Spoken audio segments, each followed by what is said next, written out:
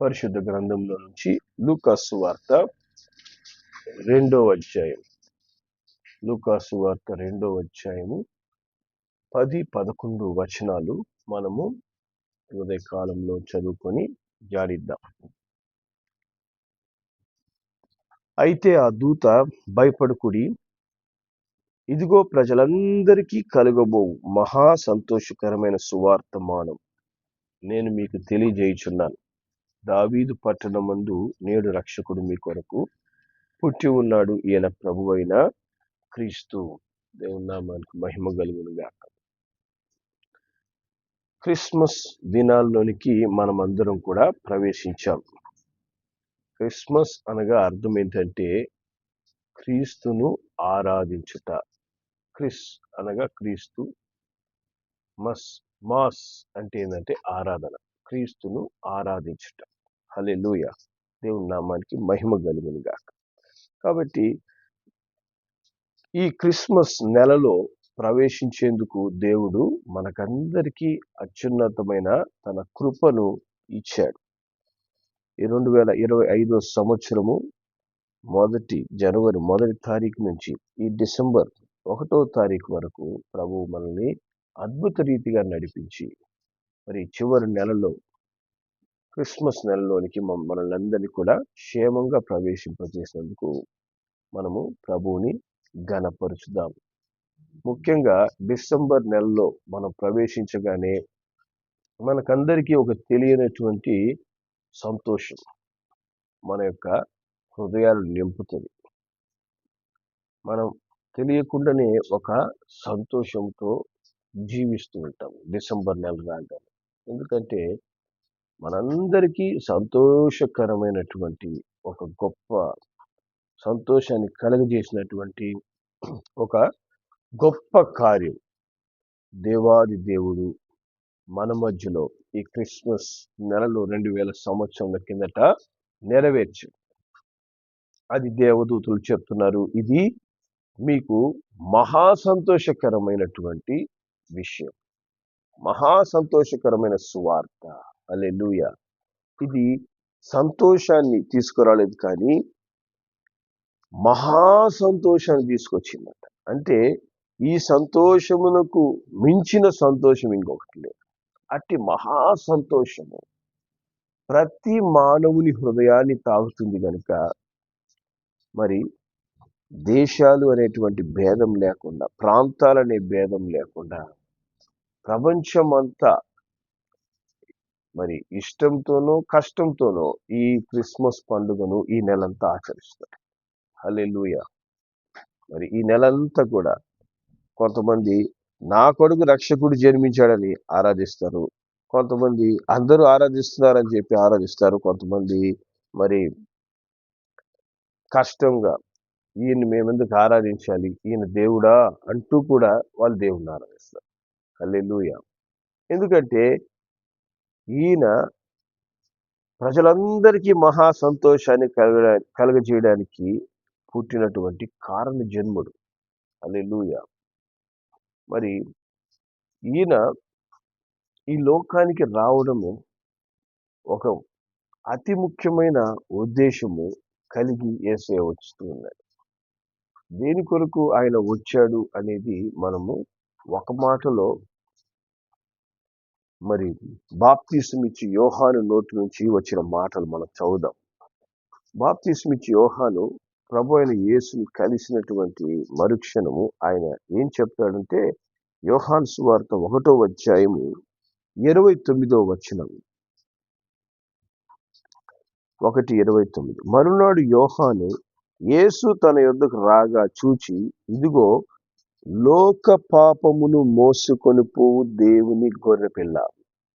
హల్లెలూయా. లోక పాపాన్ని మోసుకుపోవడానికి యేసు ప్రభువు ఈ లోకానికి రక్షకుడుగా వచ్చాడు. హల్లెలూయా. లోక పాపం మానవుణ్ణి దేవుణ్ణి విడదీసినటువంటి అత్యంత భయంకరమైన కార్యం ఏంటి అంటే పాపం. దేవునికి ఇష్టం లేనిది ఏంటి అంటే పాపం. ఏంటి పాపము? ఆజ్ఞ అతిక్రమము పాపము. దేవుని మాట వినకుండా జీవించడమే పాపం. మరి అట్టి పాపము మానవు మీదకి ఏం తీసుకొచ్చింది? మరణాన్ని తీసుకొచ్చింది. ఎందుకంటే పాపం వల్ల వచ్చే జీతము మరణము అని దేవుని వాక్యం సెలవిస్తుంది. అట్టి మరణము అనగా ఈ లోకంలో మనం మరణించే మరణం గురించి దేవుడు చెప్పడం లేదు. పాపం వలన వచ్చే మరణము అత్యంత భయంకరమైనది. ఈ పాపము మొదటగా మానవుని ఏం చేస్తుంది? మానవునికి దేవునికి ఉన్నటువంటి సంబంధాన్ని తెంపివేస్తుంది. యెషయా గ్రంథంలోనికి మనము వెళ్తే, యెషయా గ్రంథము 59వ అధ్యాయం మొదటి 2 వచనాలు దేవుని వాక్యం చెప్తుంది. రక్షింపనేరక ఉండునట్లు యెహోవా హస్తం కూర్చకాలేదు, విననేరక ఉండునట్లు ఆయన చెవులు మందం కాలేదు. మీ దోషములు మీకును మీ దేవునికి అడ్డముగా వచ్చెను. మీ పాపములు ఆయన ముఖమును మీకు మరుగుపరిచిన గనుక ఆయన ఆలకింపకున్నారు. కాబట్టి మన దోషములు ఏం చేశాయంట? మనకు దేవునికి అడ్డంగా నిలబడ్డాయి. సకల మానవాడి మరి పాపము చేయడం ద్వారా దేవునితో ఉండేటువంటి సంబంధాన్ని, బంధాన్ని కోల్పోయి నశించు స్థితిలోకి మానవ జాతి వెళ్ళిపోయింది.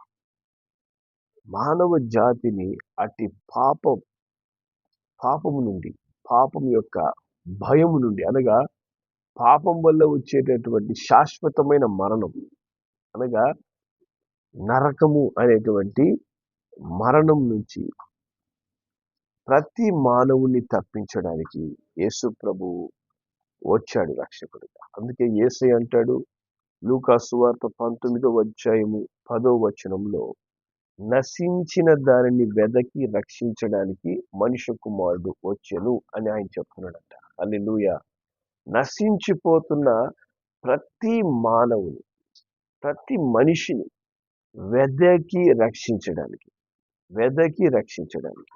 మనిషి కుమారుడు వచ్చాడు. హల్లెలూయా. మరి యేసుకి ఆ పేరు, యేసు అనే పేరు మరి ఎందుకు పెట్టబడింది?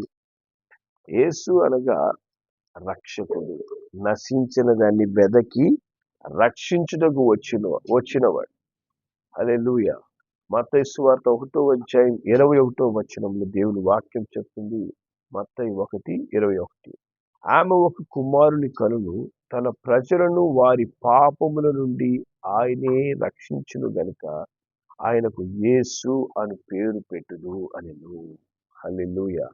కాబట్టి దేవుడు కారణ జన్ముడిగా, దేవుని స్వరూపంలో సృజించబడినటువంటి మానవుడు పాపము ద్వారా నశించిపోవడం చూసి అట్టి నిత్య నాశనం నుంచి పరలోక రాజ్య వారసులుగా చేయడానికి, మానవునికి దేవునికి ఉన్నటువంటి ఈ అడ్డును, పాపం అనే అడ్డును తొలగించడానికి, లోక పాపములు మోసుకొని పోవుటకు దేవుని గొర్రెపిల్లగా జన్మించినటువంటి యేసు పాపము నుంచి రక్షించడానికి వచ్చాడు కనుకే ఆయనకు యేసు అనే పేరు పెట్టారంట.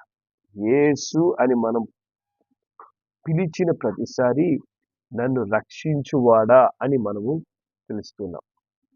మనకు తెలియకుండానే యేసయ్య అనగా నన్ను పాపము నుంచి రక్షించిన వాడా, నా పాపము నుంచి తప్పించిన వాడా, నా పాపం యొక్క శాపము నుంచి, పాపం వల్ల పొందుకోవాల్సినటువంటి శిక్ష నుంచి నన్ను తప్పించిన వాడా అని మనం యేసు అని పిలుస్తూ ఉన్నాం. హల్లెలూయా. యేసు అనగా పాపము నుంచి నేను రక్షించిన వాడు, పాపం నుంచి రక్షించిన వాడు. హల్లెలూయా.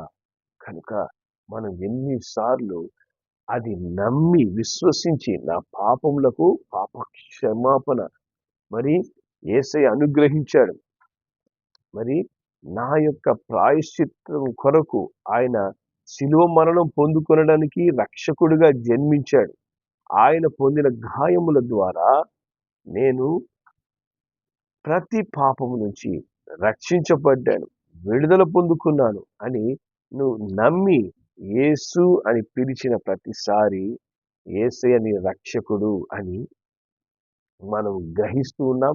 ఆ రక్షణలో మనము దినదినము ఎదుగుతూ ఉన్నాం. హల్లెలూయా.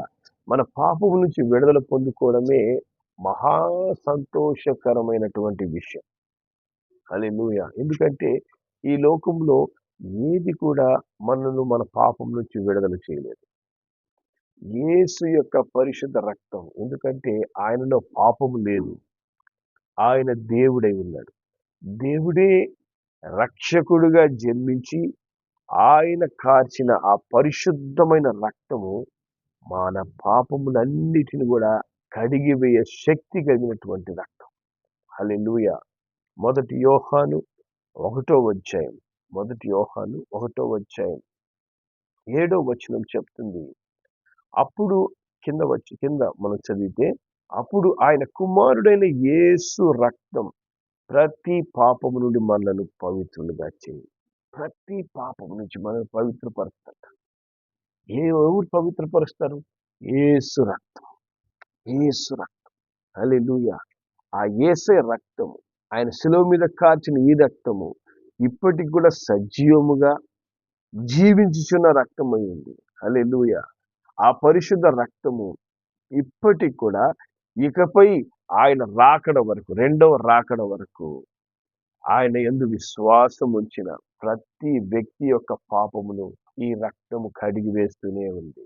హల్లెలూయా. ఈ రక్తము మనలను శుద్ధి చేస్తూనే ఉంది. దేవుని నామానికి మహిమ కలుగును గాక. మరి ప్రకటన గ్రంథం, యోహాను రాసిన ప్రకటన గ్రంథం 1వ అధ్యాయం 6వ వచనంలో దేవుని వాక్యం చెప్తుంది. 1:6, మనలను ప్రేమించుచు తన రక్తం వలన మన పాపముల నుండి మనలను విడిపించిన వానికి మహిమయు ప్రభావమును యుగ యుగములకు కలుగునుగాక. ఆమేన్. హల్లెలూయా. కాబట్టి మనలను ప్రేమించి తన ప్రేమను చూపించడానికి యేసు ప్రభువు ఈ లోక రక్షకుడిగా మన కొరకు జన్మించాడు. హల్లెలూయా. దేవుని ప్రేమను నువ్వు అనుభవించే కొలది నీ హృదయము ఆనందంతో నింపబడుతుంది. ఎలా మనం అనుభవిస్తున్నాం? మన పాపముల నుంచి మనం విడుదల పొందుకున్నామనే ఒక నిశ్చయత. అప్పటి వరకు ఆ పాప భారం మనను తెలియని ఒక వేదనలోనికి, ఒక భయములోనికి, ఒక దుఃఖములోనికి మనల్ని నడిపిస్తుంది. పాపం చేసేవాడికి నెమ్మది ఉండదు. పాపములో జీవించేవాడికి మనశ్శాంతి ఉండదు. అట్టి మనశ్శాంతి లేనటువంటి బ్రతుకులో నుంచి మనకు రక్షణానందాన్ని యేసయ్య అనుగ్రహించాడు. తన రక్తముతో మన పాపములను కడిగి వేసి, హల్లెలూయా.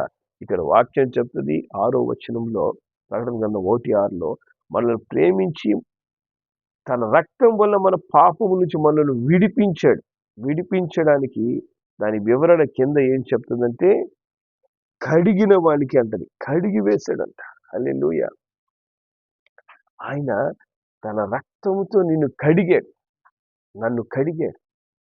ఆయన తన రక్తంతో మనల్ని కడిగి వేయడం ద్వారా మన పాప క్షమాపణ పొందుకొని ఈ దినము పాప భీతి లేకుండా మరణము, పాపం వల్ల వచ్చే ఆ మరణం నుంచి తప్పించబడిన వారుగా ఈ దినము సంతోషముగా ఉంటున్నాం. హల్లెలూయా.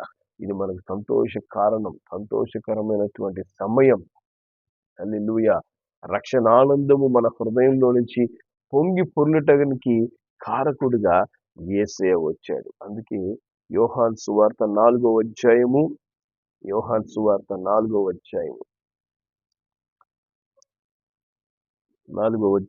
14 స్తోత్రం 42వ వచనం. హల్లెలూయా. యోహాను సువార్త 4:42లో దేవుని వాక్యం ఈ విధంగా చెప్తాం. మా మట్టుకు మేము విని ఈయన నిజముగా లోకరక్షకుడని తెలుసుకొని నమ్ముచున్నాము అని చెప్తున్నారు. హల్లెలూయా. మా మట్టుకు మేము అనుభవిస్తున్నాం, అనుభవపూర్వకంగా మేము ఈయన లోకరక్షకుడు, లోకంలో ఉన్న ప్రతి ఒక్కరిని రక్షించడానికి యేసు ప్రభు శిలువ మీద ప్రాణం పెట్టడానికి వచ్చాడని మేము గ్రహిస్తున్నామని యేసు ప్రభుని చూచిన మరి జనులు ఆ దినమునే చెప్తున్నారు. హల్లెలూయా. ఆయన లోక రక్షకుడిగా జన్మించాడు. నిన్ను మట్టుకే కాదు, లోకములో జన్మించిన ప్రతి మానవుని ఆయన సృష్టి ఆది నుంచి అంతం వరకు ఈ లోకంలో మరి పాప బంధకాల్లో బంధించబడినటువంటి, శాప బంధకాల్లో బంధించబడినటువంటి ప్రతి మానవుని రక్షించే లోక రక్షకుడు ప్రభు అయిన యేసు. హల్లెలూయా. దేవుడి నామానికి మహిమ కలుగును గాక. మొదటి యోహాను రాసిన పత్రిక, మొదటి యోహాను 4వ అధ్యాయం, మొదటి యోహాను 4వ అధ్యాయం 14వ వచనం మనం చదువుదాం. మరి 4:14, మరియు తండ్రి తన కుమారుణ్ణి లోకరక్షకుడుగా ఉంచుటకు పంపి ఉండుట మేము చూచి సాక్ష్యం ఇచ్చుచున్నాము. హల్లెలూయా. కాబట్టి ఇక్కడ ఆయన శిష్యుడైనటువంటి యోహాను చెప్తున్నాడు, పరలోకమందున తండ్రి తన కుమారుని లోకరక్షకుడుగా పంపి ఉండడం, లోకరక్షకుడుగా ఉండుటకు పంపి ఉండటం మేము చూచాము, మేము సాక్ష్యం ఇస్తున్నాం. హల్లెలూయా. దేవుని నామానికి మహిమ కలుగును గాక. ప్రభు అయిన యేసు రక్షకుడుగా జన్మించిన నాటి నుండి అనేకులను వారి పాపములను కడిగి వేస్తున్నాడు. అనేకుల్ని పాపములు క్షమిస్తూ ఉన్నాడు. హల్లెలూయా. నీ పాపములు క్షమించబడ్డాయని చెప్తున్నాడు. ఇక పాపం చేయొద్దు, నేను నిన్ను పరిశుద్ధపరిచానని సెలవిస్తూ ఉంటాడు యేసు ప్రభు. హల్లెలూయా. అదే విధంగా అప్పటి నుంచి ఇప్పటి వరకు ఆయన నిజముగా విశ్వసించిన ప్రతి ఒక్కరికి యొక్క పాపములను ఆయన కడిగి వేస్తూ నూతన జన్మ అనుభవాన్ని, రక్షణ ఆనందాన్ని మన హృదయంలో ఆయన పుట్టిస్తున్నాడు. కనుకనే నిజమైన రక్షణ ఆనందం అనగా నా పాపముల నుంచి నాకు యేసయ్య విడుదలిచ్చినటువంటి ఆ అనుభవాన్ని, ఆయన రక్తంతో కడిగి వేయబడినటువంటి అనుభవాన్ని అనుభవించిన ప్రజలకు ఈ క్రిస్మస్ నెల ఆరంభం నుంచే ఆ ఆనందం వాళ్ళ హృదయంలో పొంగిపోతుంది. హల్లెలూయా. మరి నేను నా పాపం నుంచి విడుదల పొందుకోవడానికి కారకుడైన యేసు ఈ క్రిస్మస్ దినాల్లో జన్మించాడని, మరి ఈ క్రిస్మస్ దినములో మట్టుకే కాదు, నీకు అనుగ్రహించినటువంటి నూతన జన్మ అనగా పాపం నుంచి, శాపం నుంచి విడుదల పొందుకొని దేవుడు అనుగ్రహించిన ఈ నూతన జన్మను బట్టి దినదినము మనం ప్రభువుని స్తుతించాలి. జీవితకాలం అంతా కూడా ప్రభువుని స్తుతించాలి. ఒక ఈ క్రిస్మస్ నెల మనకందరికీ సంతోషకరము. దానితో పాటు ఈ రక్షణ ఆనందము మనలో ఎప్పుడు సజీవంగా ఉండాలి. దేవుడు మనకిచ్చినటువంటి రక్షణను మనము కోల్పోకుండా జాగ్రత్తగా కాపాడుకోవాల్సిన బాధ్యత మనది. దేవుడు అనుగ్రహించిన రక్షణలో అంతకంతకు ఎదగాల్సిన బాధ్యత మనది. హల్లెలూయా. ఈ క్రిస్మస్ నెల మనకు మన పాపముల నుంచి రక్షించిన రక్షకుడు జన్మించాడు అని మనకు తెలియజేస్తుంది. కనుక ఈ నెలంతా కూడా ప్రభువును ఆనందించండి, ప్రభువు చేసిన మేళ్లను ధ్యానించండి. ఒక కాలంలో మనం ఎంత ఘోరమైనటువంటి జీవితం జీవించాం, ఎంత భయంకరమైనటువంటి పాపములో మనం ఉన్నాం. ఈ దినము మనకు సమాజంలో ఒక గౌరవాన్ని, గుర్తింపును దేవుడు అనుగ్రహించాడు. సమాజంలో ఒక విలువైన జీవితాన్ని ప్రభు మనకు అనుగ్రహించాడు. హల్లెలూయా. దేవుని నామానికి మహిమ కలుగును గాక. చూడండి, ఈ లోకంలో ఒక చిన్న మేలు చేసిన వ్యక్తిని మనము మర్చిపోం. మరి సమాజంలో మనల్ని హీనంగా చూస్తూ ఉండగా, మనల్ని ఘోరమైనటువంటి వ్యక్తులుగా ముద్ర వేసి ఉండగా, యేసు మనకు ఒక కొత్త జీవితాన్ని, పరిశుద్ధ జీవితాన్ని, ప్రతి పాపము నుంచి, శాపం నుంచి విడుదల పొందుకున్న జీవితాన్ని ఆయన అనుగ్రహించి ఉండగా, మరి అట్టి రక్షణ ఆనందాన్ని నీలో పుట్టించినటువంటి దేవునికి కృతజ్ఞతాస్తుతులు నువ్వు చెల్లిస్తున్నావా? ఆ దేవుడి గణపరుస్తున్నావా? ఇది క్రిస్మస్ నెల. ఈ నెలంతా కూడా ప్రభువుని స్తుతించు, ప్రభువుని గణపరచు. యేసయ్యా, మీరు అనుగ్రహించిన ఈ కొత్త జీవితం, సమాజంలో నాకు ఒక మర్యాద, గౌరవం లేని వానిగా నేను ఉన్నప్పుడు నన్ను మీరు ఎన్నుకొని మీ రక్తంతో కడిగి దినమున దేవుని బిడ్డ అనేటువంటి ఘనతను మీరు నాకు ఇచ్చి, అయినా తండ్రి ఈ సమాజంలో నాకు ఒక తండ్రి అత్యున్నతమైన స్థానాన్ని అనుగ్రహించినందుకు ప్రభువా నీకు వందనాలు, ప్రభువా నీకు స్తోత్రాలు అంటూ లోకరక్షకుడైనటువంటి యేసయ్యను మరి మనకు మహా సంతోషాన్ని అనుగ్రహించిన యేసయ్యను మనం ఆరాధిద్దాం, స్తుతిద్దాం. మరి ఈ యొక్క నెలంతా కూడా ప్రభువులో ఆనందించే అనుభవంలో మనం ముందుకు కొనసాగుదాం. ప్రభు అతి గొప్ప ధన్యతను మనకు అనుగ్రహించి ఆశీర్వదించును గాక. ప్రార్థన చేద్దాం. ప్రేమ కలిగిన మా యేసయ్య నీకు వందనాలు, స్తోత్రములు చెల్లిస్తున్నాం. ఇదిగో ప్రజలందరికీ కలగబో మహా సంతోషకరమైనటువంటి సువార్త మీరు మాకు తెలియపరుస్తున్నారు. అది దావీదు పట్టణమందు నన్ను రక్షించిన నా యేసయ్య జన్మించాడు ఈ క్రిస్మస్ దినములలో. నా యేసయ్య నా కోసం జన్మించాడు. 2000 సంవత్సరముల కిందట నా కోసం జన్మించి నా కోసమే సెలవులో ఆయన భయంకరమైన శ్రమను, నా పాపము దోషముల నిమిత్తం ఆయన భరిస్తూ అఘోరమైన మరణాన్ని స్వీకరించుట ద్వారా ఈ దినం నేను పాప క్షమాపణను పొందుకున్నాను. ఈ దినం ఈ కొత్త జీవితాన్ని పొందుకున్నాను. నా హృదయంలో మహా సంతోషం కలుగుతుంది. ఆ రక్షణానందం నా హృదయంలో పొంగి పొర్లుతూ ఉంది. ప్రభువా, నా ఈ నూతన జీవితానికి కారణం నీవే. నా ఈ పరిశుద్ధ జీవితానికి కారణం నువ్వే. నా అపవిత్రతనంతని కడిగివేసి నీతిమంతునిగా నన్ను మార్చుటకు కారకుడు నీవే అని ప్రభువా మేము మిమ్మల్ని హృదయపూర్వకంగా ఆరాధిస్తున్నాం. క్రిస్మస్ అనగా క్రీస్తుని ఆరాధించుట అంటూ నైనా ఈ డిసెంబర్ 1వ తారీఖు నుండి నైనా ఇప్పటి వరకు మేము మిమ్మల్ని ఆరాధించినాం. ఈ యొక్క నెల విశేషముగా నైనా తండ్రి క్రిస్మస్ దినములలో నా కొరకు జన్మించిన ఆ యేసయ్యను జ్ఞాపకం చేసుకుంటూ ఆయన నా జీవితంలో చేసిన మేలన్నిటిని బట్టి, ముఖ్యంగా నాకు అనుగ్రహించిన గొప్ప రక్షణను బట్టి, ఆ రక్షణ ఆనందాన్ని అనుభవిస్తూ ప్రభువుని స్తుతించే అనుభవంలో ఈ నెలంతా మాకు తోడై ఉండి నడిపించమని, ఆశీర్వదించమని తండ్రి. అట్టి రక్షణానందంలో దినదినము ఇంకా ఎదుగుతూ నీకు సాక్షులుగా తండ్రి ఈ లోకంలో నివసిస్తూ ఒక పరిశుద్ధమైన క్రిస్మస్ పండుగను మేము జరుపుకునేందుకు, పాప క్షమాపణ పొందుకున్న మేము తండ్రి ఒక పరిశుద్ధమైన క్రిస్మస్ నైనా ఈ లోకానికి మేము పరిచయం చేసేందుకు, ఈ లోక ప్రజలందరికీ కూడా తండ్రి నన్ను రక్షించిన యేసు నిన్ను కూడా రక్షణలోకి నడిపిస్తాడు, నీ ప్రతి పాపం నుంచి నీకు విడుదలిస్తాడంటూ అనేకులకు నైనా క్రీస్తుని పరిచయం చేస్తూ, క్రీస్తు ప్రేమను పరిచయం చేస్తూ, ఆయన లోకరక్షకుడిగా జన్మించాడని లోకంలో ఉన్న ప్రతి ఒక్కరికి నైనా ఆ రక్షణ సువార్తను అందిస్తూ, రక్షణ ఆనందాన్ని అందిస్తూ మీకు సాక్షులుగా జీవించేది మాకందరికీ నీ కృపను అనుగ్రహించమని మా ప్రభువుని రక్షకుడైన యేసు నామములో ప్రార్థిస్తున్నాం తండ్రి. ఆమేన్.